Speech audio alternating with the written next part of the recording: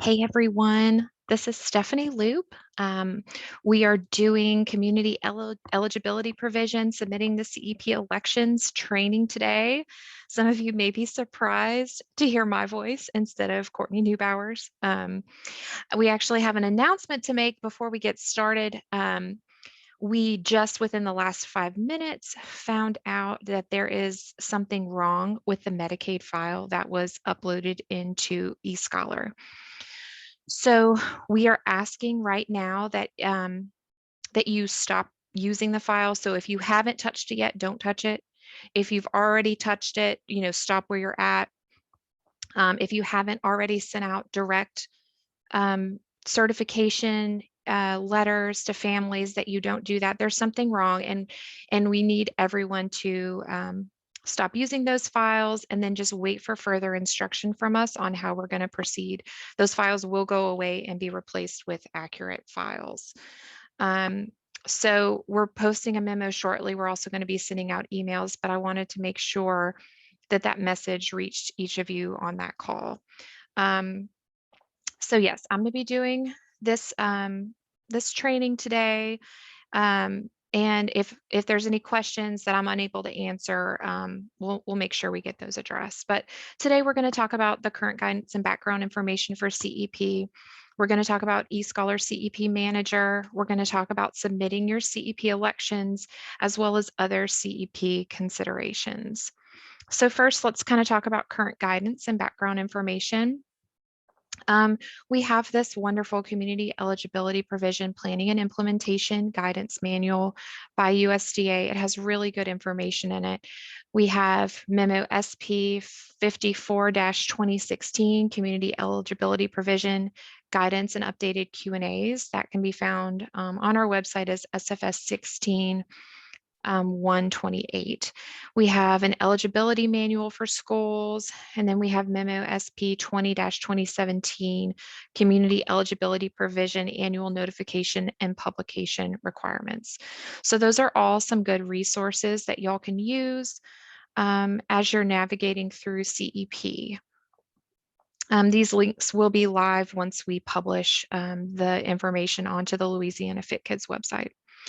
Okay, so what is CEP? CEP was established by the Healthy Hunger-Free Kids Act. It operates on a 4-year cycle. Schools may opt in or opt out each year. Each year, you're able to make a new decision. It allows students to receive free meals under the school breakfast program and the school lunch program. And it provides an alternative to household applications for free and reduced price meals.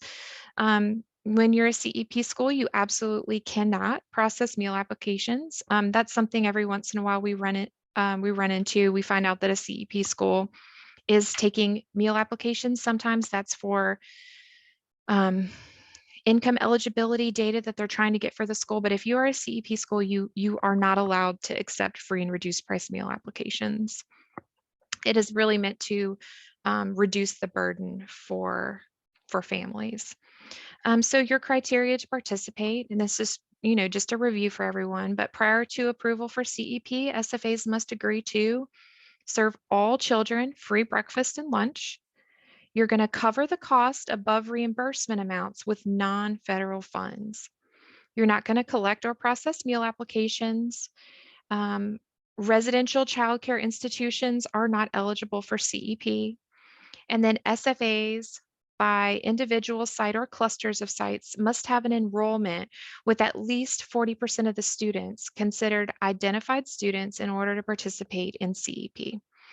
And this is typically determined by April 1st of the school year prior to the year of participation.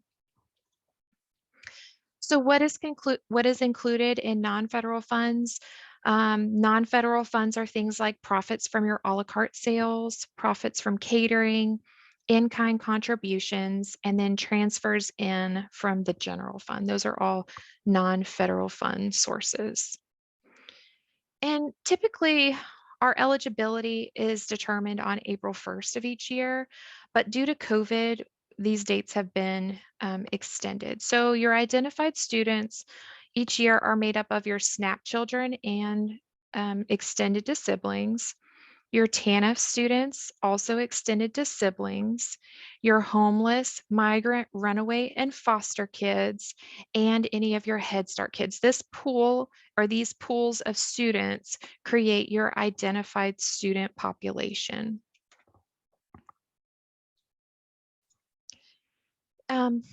So to determine school eligibility, what you're going to do is you're going to take your total identified students and you're going to divide that by your total enrollment to get a percentage. And that's going to be your identified student percentage. So individual schools or groups of schools or clusters of schools must have an identified student percentage of 40% in order to be eligible for CEP. To determine your claiming percentage, you're going to take that identified student percentage that we determined on the previous page. You're going to multiply that by a CEP multiplier, which is currently set at 1.6. And that's going to be the percent that you're allowed to claim at the free reimbursement rate.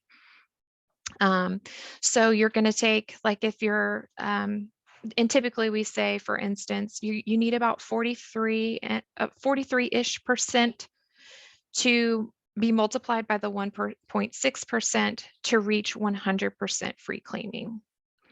You don't have to be at 100% free claiming, but that's kind of the number we look for to see if you're going to be eligible for 100% free claiming. All right, let's talk a little bit about the notification requirements. All CEP elections must be made by June 30th annually. Currently, the deadline has been extended for this current year to September 30th of 2022, but the election period began on July 1st of 2022. So we have seen some of you go ahead and go in and complete your CEP elections, but we're still waiting on a lot of those additional CEP elections to come in. And it works very similarly to how your population data worked. Here's our LDOE waiver request to USDA. This is found in memo SFS 22-106. So LDOE requested a waiver that extended the CEP deadlines of the ISP, your identified student population data, as of April 1st. And you can see the regs that are mentioned there that are associated with that waiver. We requested a waiver that extended the CEP deadline of the LEA notification requirements, of the state agency notification requirements, of the state agency publication requirements, and of the June 30th election date. So that June 30th election date is our typical date. Again, it was extended through September 30th of this year. This waiver makes the following adjustments to the annual CEP deadlines for those of you who are visual learners. So we waived the data used to calculate the ISP to any time between, it can be determined on any date between July 1st of 2021 and June 30th of 2022.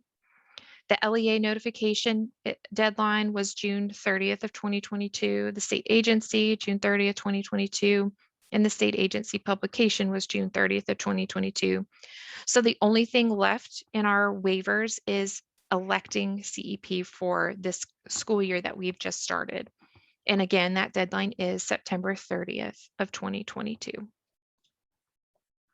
Okay, so let's talk about eScholar CEP Manager, which you should all be familiar with now that you've done your population data. eScholar conducted direct match training for end users for an overview of the direct match system. All identified students must be reported in eScholar Direct Match to automatically feed into the new CEP Manager system. So if they're not identified in eScholar, CEP Manager isn't going to know to capture that child in your identified students. The enrollment in identified students should be up to date for April 1st in eScholar. And even when with that extension, it was important to have an idea of what that data, to make sure that data was accurate. For eScholar CEP Manager to accurately determine identified students, local CMP staff and data managers need to work together. You need your data managers to help you identify each one of those kids. So this population data was automatically pulled from the eScholar system. And all you had to do was to confirm that that data was correct. Okay, so let's just take a little look at the eScholar login. Y'all should all be familiar with it at this point. But you're going to go to the direct match section. The CEP Manager icon is the abacus on the navigation panel.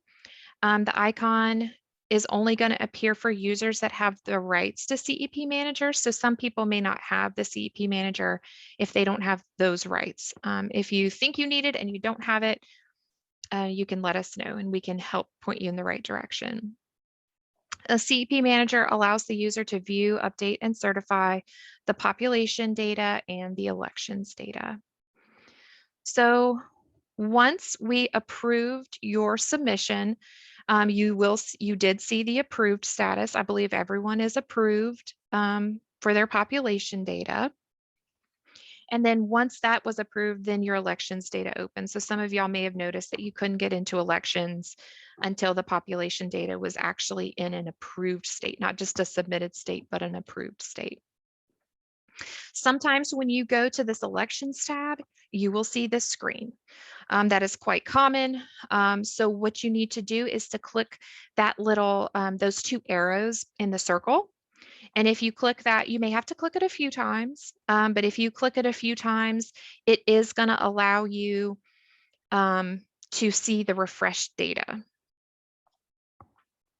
Okay.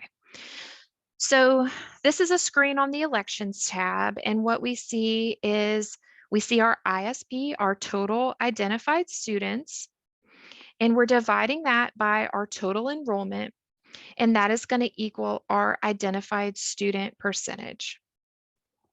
And so this was kind of in a testing, this was a population testing group where we were testing to make sure that eScholar was handling the data correctly. But in this case, I'll even point you to the square around the ISP percentage, 45. That red arrow means that it is down from last year. That's what that's showing you, that it's worse than it was the prior year. But in this case, we are taking all three sites. Those are our total identified students, 9 students total in this case, divided by our total enrollment, which is 29. And that's where we get our district ISP of 31.03%.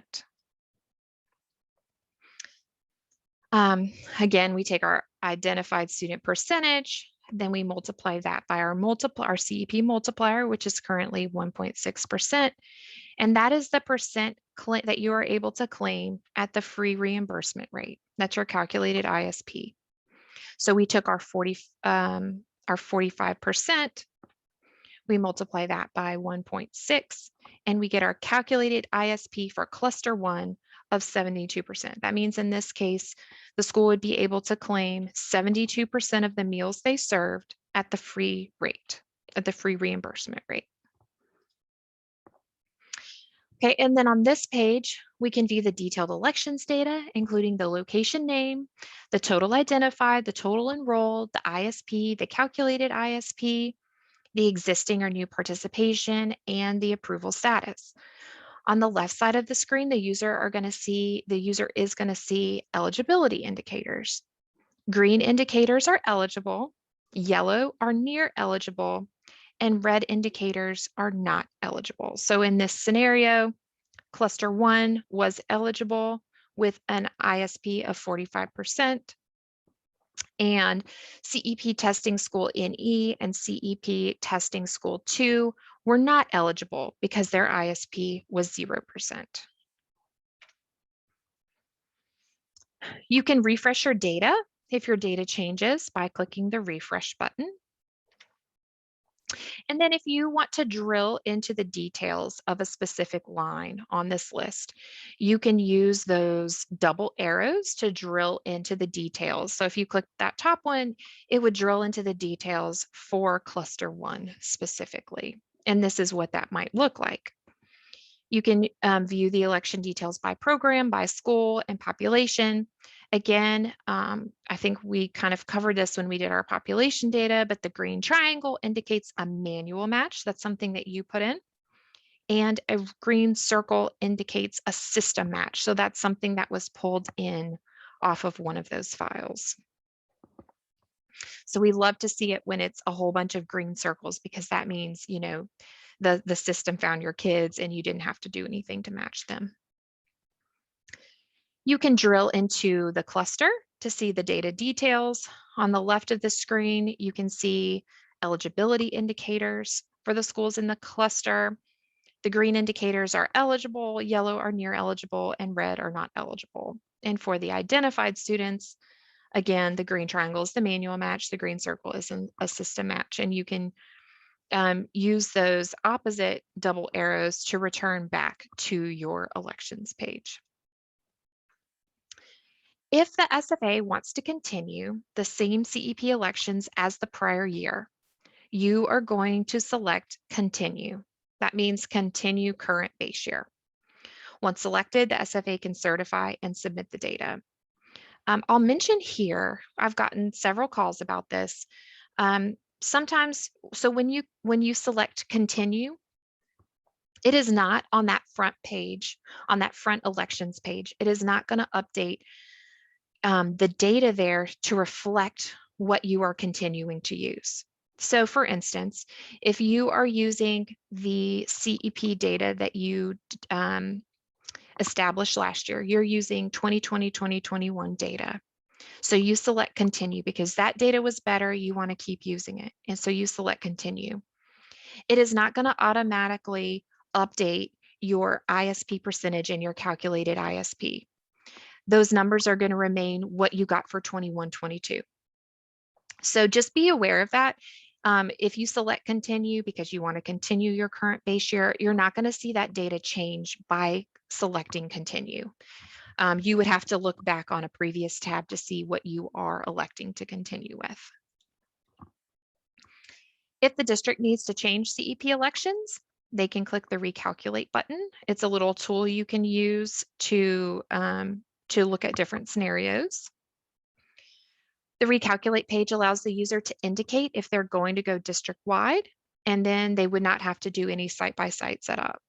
If the ISP is high enough, the district-wide button will be available to select. So if it's possible, if you're going to reach that 40%, then you will have access to that district-wide button.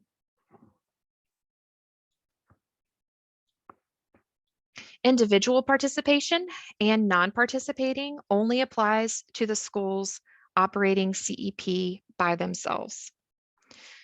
So if you've got one school that's participating essentially, by itself, then it would be individual participation.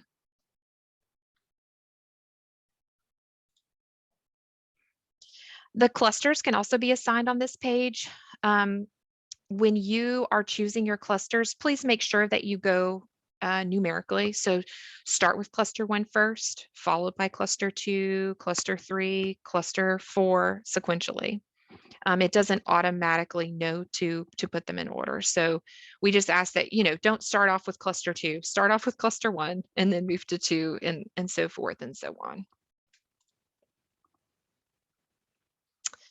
Okay, and this page, this shows you that front page when you click on elections that you go to, and this is where you are going to certify the information that it's entered for all schools and the application is correct, and if participating will be used for CEP population if applicable. So this is where you're going to check that box and then click submit and certify. And at that point, your election status is going to turn from pending to submitted. And then once it's been approved by us, it will go from submitted to approved. I'll also mention here that currently, I'm sure as you've all either submitted or are working on your online New Year applications, that this information is not being pulled in yet. But after that September 30th deadline, we'll be able to get those two systems, the eScholar system and our website, to speak to each other, and we'll be able to get that information into our system. So don't be alarmed by the fact that it may say not participating when you know that you are in fact participating this year in CEP. Okay, let's talk about some other CEP considerations. When to establish a new year one. So anytime there's a change in student population that impacts the identified students or the enrollment, the school or group of schools participating in CEP must recalculate the ISP. You can refer to Memo SP 54-2016 Community Eligibility Provision Guidance and updated questions and answers for more information on that. New schools in CEP. If the number of identified students and the total enrollment are available before the counting and claiming of meals begins, and the new school meets the eligibility requirements, the SFA may elect to participate in CEP. But please note that we still have the same deadlines for those schools. Opting out of CEP. SFAs or schools may elect to stop CEP at any time. And in order to do so, you would need to notify us at the state agency of the decision. And then you would also have to notify households of the decision and allow families ample time for submission of free and reduced price meal applications. SFAs must offer all students reimbursable free meals for a period of at least 30 operating days following the date of the restoration of standard procedures or until a new eligibility determination is made, whichever comes first. We also have an end of CEP cycle or a grace year. So at the end of the CEP four-year cycle, school districts must reestablish their identified student percentage, their ISP, to continue operating community eligibility. The percentage of meals reimbursed at the free rate during the grace year is based on the new lower ISP. So basically what this grace year means is that if you're lower than that 40%, you could continue to do CEP for one more year. However, we would anticipate that it would be that you'd be hemorrhaging a lot of money. It would be a pretty expensive thing to do because you would be claiming based on that low ISP percentage. And this really is used in situations where you're lower than 40%. Carryover and transfer of eligibility. Your carryover eligibility is the first 30 operating days or until a new eligibility can be determined when transitioning from a CEP school to a non-CEP school between school years or transferring between CEP school to a non-CEP school.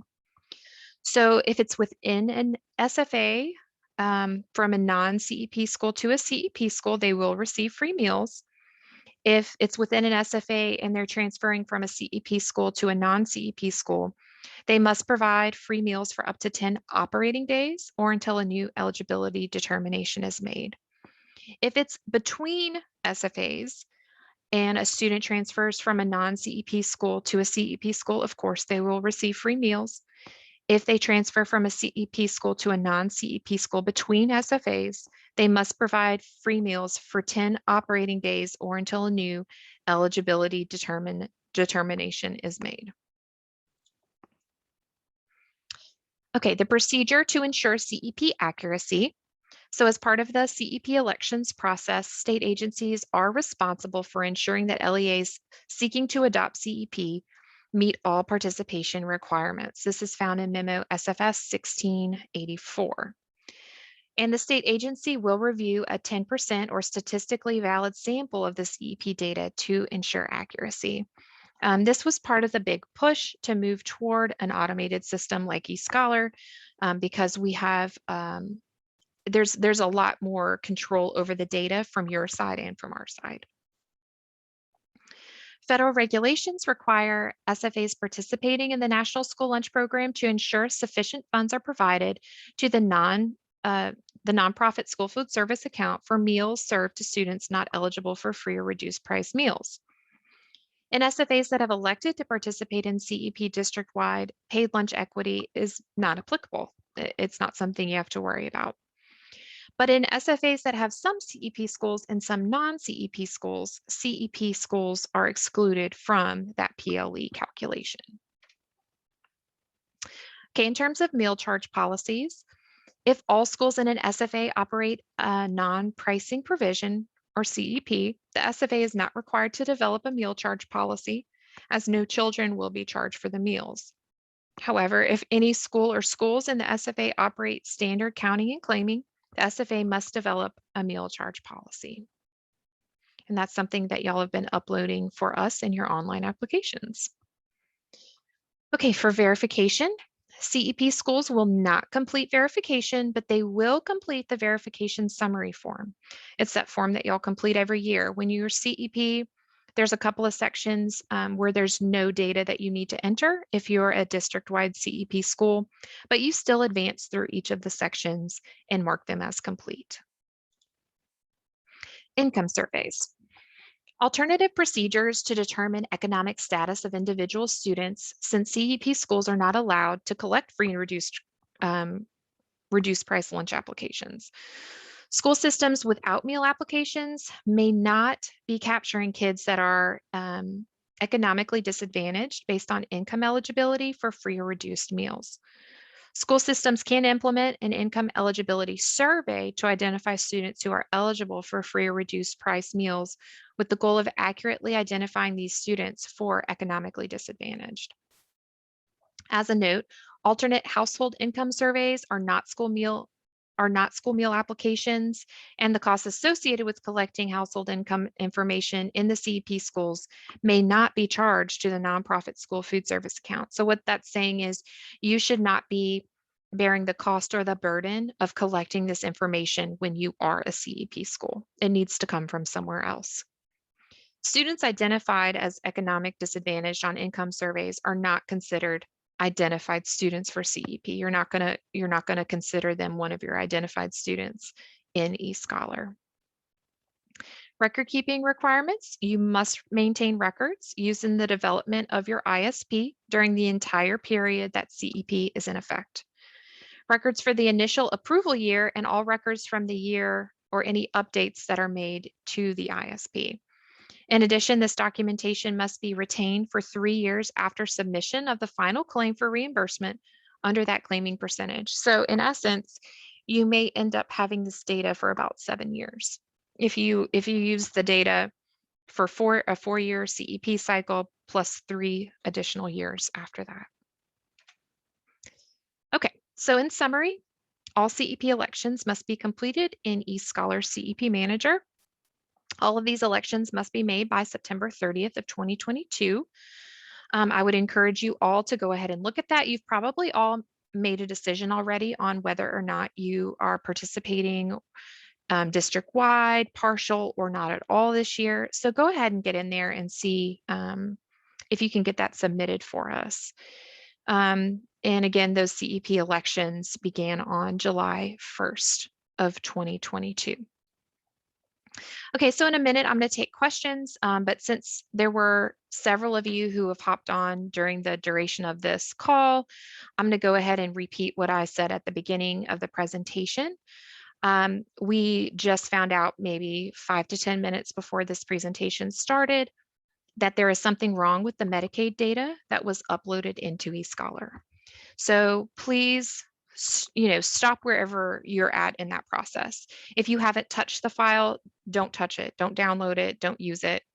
If you've downloaded the file, don't import it into your software if you haven't already. If you have imported it into your software, we're going to come out with some further guidance for you, but that file will be going away and we will be replacing it with accurate data. There was some issues with what they were using on the income eligibility piece of those Medicaid files. So we are aware of the problem, but just please stop wherever you're at in that process and wait for more guidance from us here at the department. If anyone has any questions, they can go ahead and put it into the chat. We still have a little bit of time left. If I am unable to get to your question today, please email childnutritionprograms@la.gov. That is the best way to ensure that you're going to get in touch with someone who's going to be able to answer your question in a timely manner. We stay busy in the field and with different projects going on. So shoot us an email there if I don't get to your question today. I'm not seeing any questions yet, but I'll leave it up for another minute or so.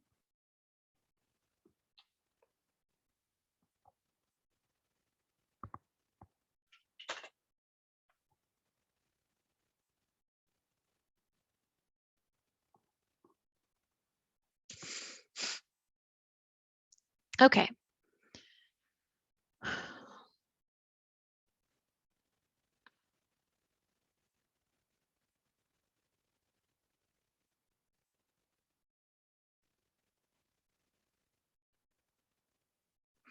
I see a question from someone about verifying their certification statement.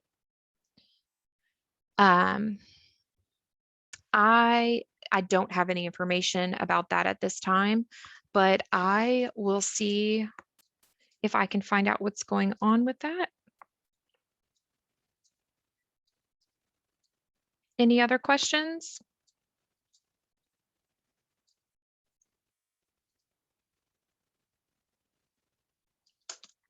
Okay.